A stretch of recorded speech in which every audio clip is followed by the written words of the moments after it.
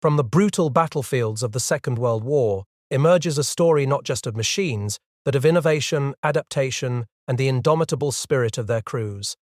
For decades, the German Tiger tank stood as a symbol of invincible power, a formidable weapon that instilled a deep fear among Allied soldiers.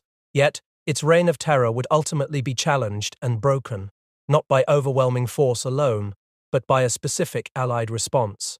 The British Sherman Firefly. This is the story of how a vital technological edge shifted the balance of armored warfare in the critical summer of 1944. When the Tiger tank was introduced in mid-1942, it redefined battlefield dominance. Its design was a calculated statement of German military engineering. The Tiger boasted extremely thick armor, providing a formidable level of battlefield survivability, unmatched at the time. At its heart was the powerful long-barreled 88mm Korkar 36L56.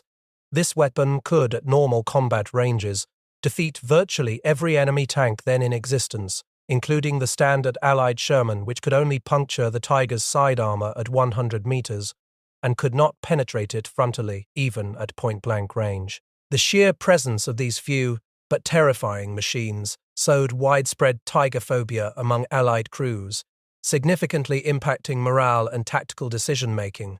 Yet, the Tiger's very strengths were also its limitations. Its complex design and demanding manufacturing process meant production was slow. Henschel produced only 1349 Tigers between August 1942 and August 1944. This complex engineering also led to significant maintenance issues.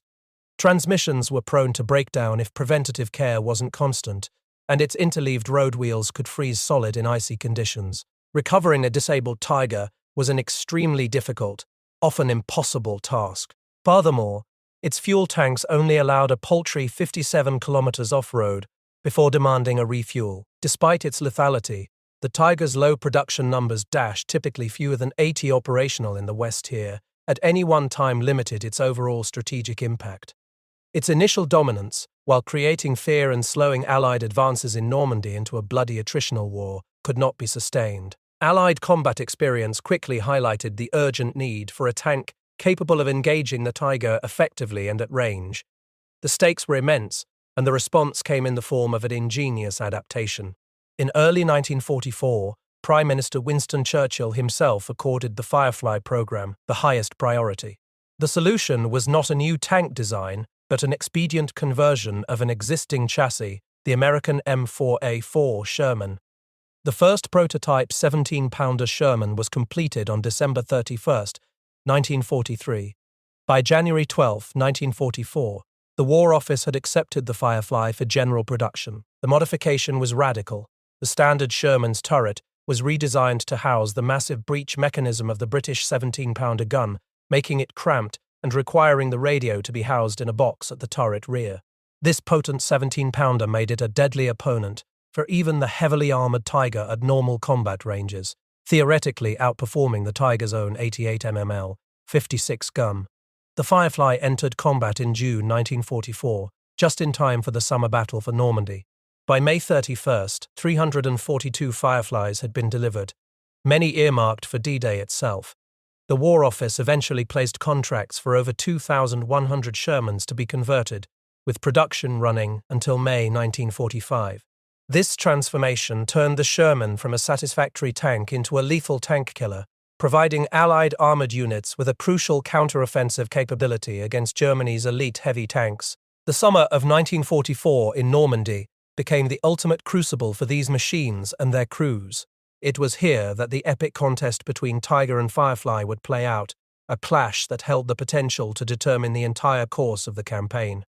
This was not merely a contest of steel, but a profound struggle between highly trained elite crews, each facing distinct operational and logistical challenges.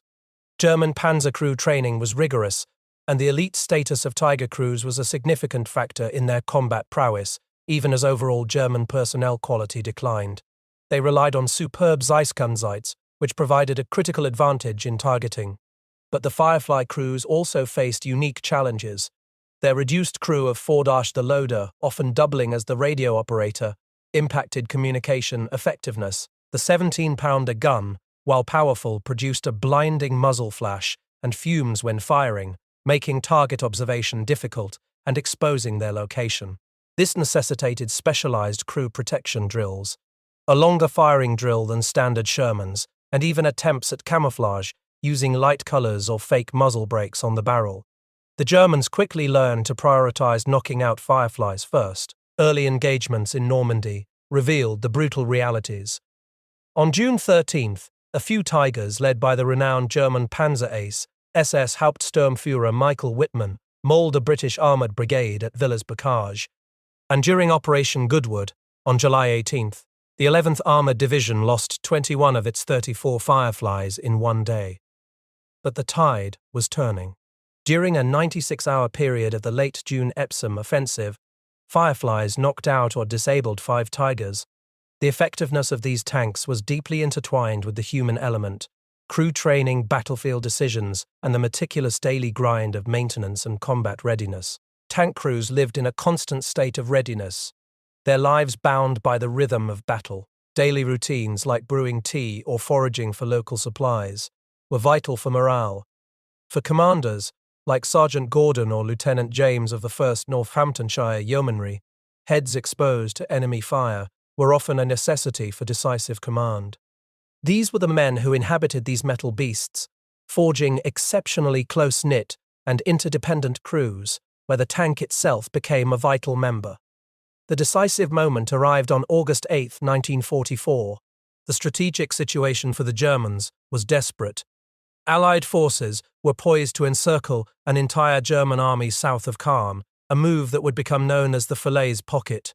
General Creer's 1st Canadian Army had high expectations for Operation Totalize, a 24-kilometer advance aimed at securing ground near Falaise.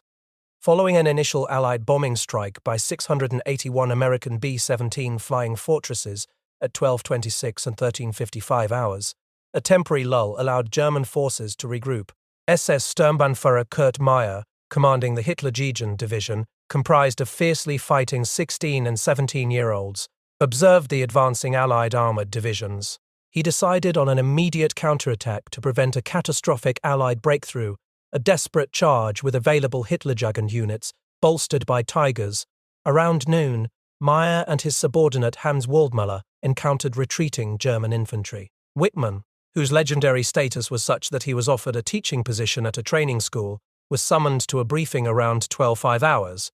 His troop of 4 Tigers, including his command tank, Tiger 007, formed the vanguard of this scratch force. Around 12:20 hours, Wittmann's Tigers began to advance. Meanwhile, elements of the 1st Northamptonshire Yeomanry, or 1NY, had made their way into St. Ignan.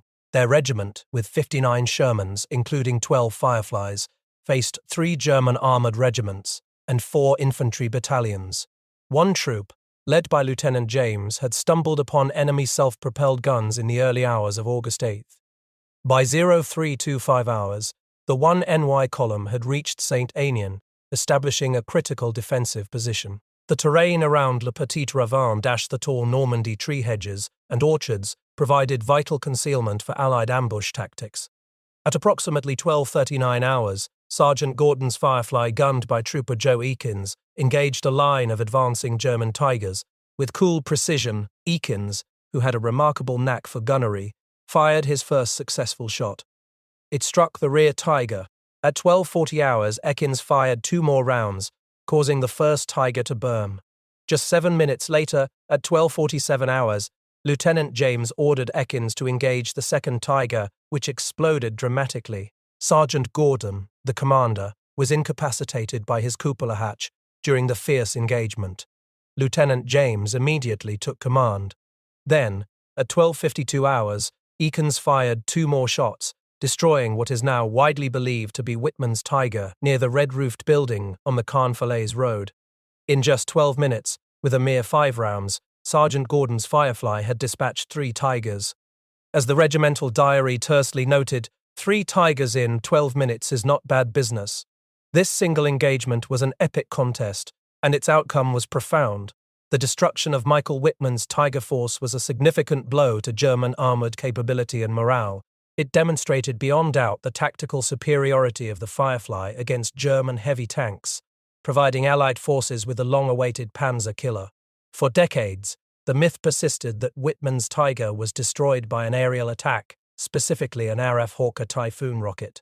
On the Sokol, however, historical analysis, particularly the research by historian Brian Reed, examining 2nd Tactical Air Force logs and other records, has vindicated the Firefly cruise. As David Willey, curator at the Tank Museum, commented in 2006, the consensus now firmly places Joe Eakins as the one who knocked out Whitman.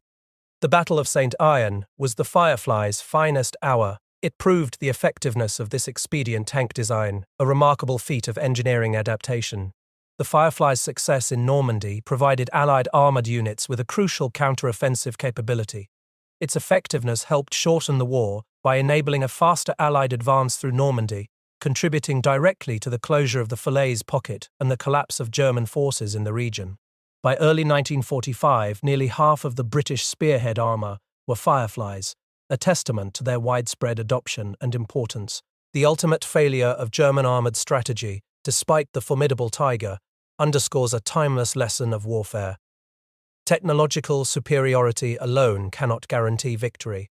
It is the combined arms, the numbers, the tactical ingenuity, and the unwavering human element, the skill, the bravery, and the adaptable spirit of the crews that ultimately define success on the battlefield. The Sherman Firefly, a triumph of wartime innovation, shattered the myth of Tiger invincibility, forever altering the narrative of armored combat in World War II.